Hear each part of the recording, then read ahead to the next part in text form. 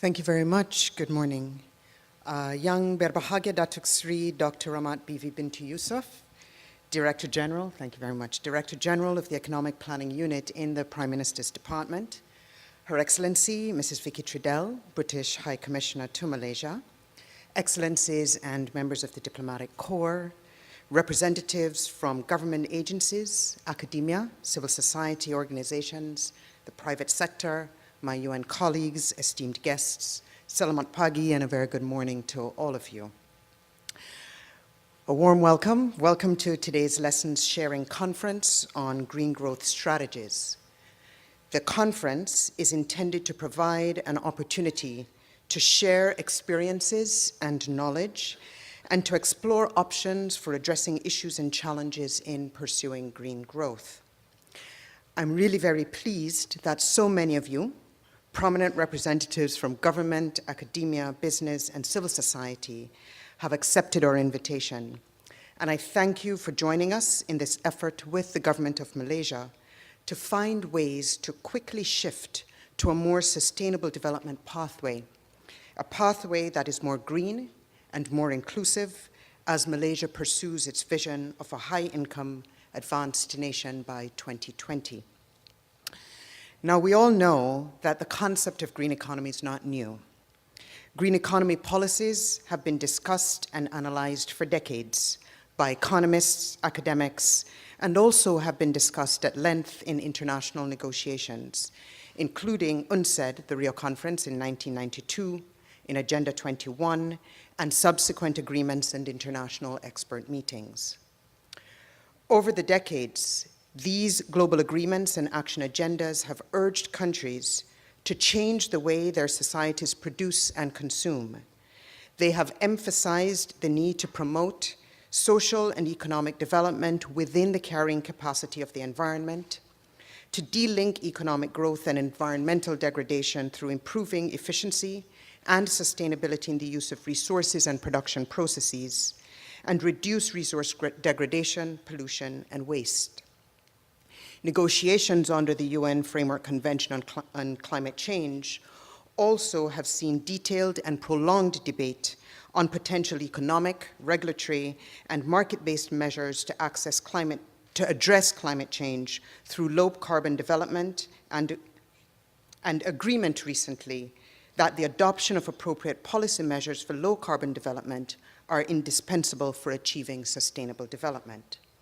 So, we have known what is necessary, but that does not mean it is easy to do. So looking ahead to 2020, Malaysia has decided to break away from business as usual, to change the game. The government has indicated its clear intent to be a front runner in the green economy.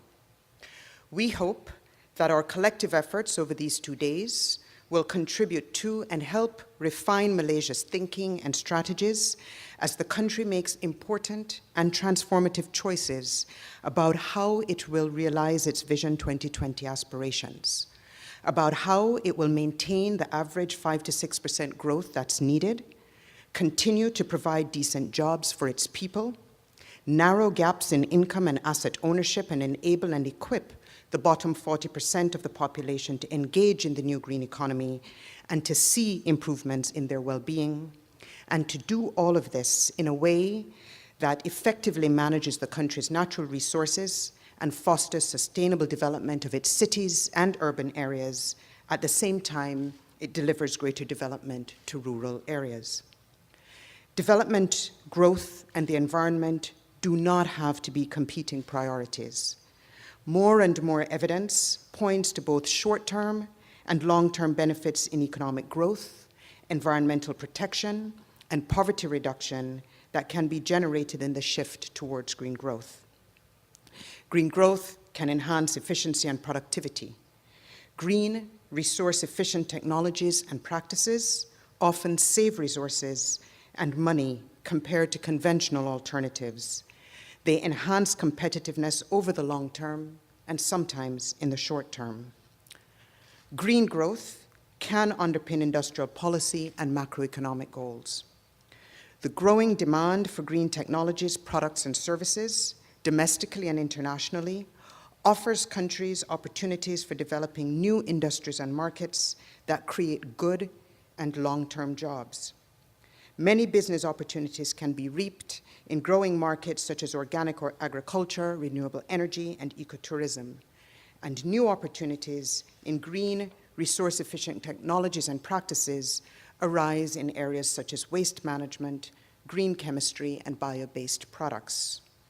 China, for example, allocated a significant share of investments to green sectors with an emphasis on renewable energy and energy efficiency under their 11th five-year plan from 2006 to 2010.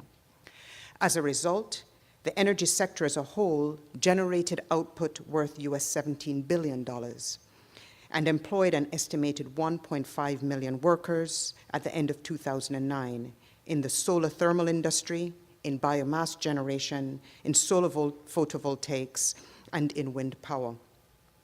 China's experience provides an example of policy-led green growth in renewable energy that has created jobs, income, and revenue streams for budding low-carbon industries. The transition to green economy can also lead to more sustainable management of natural resources.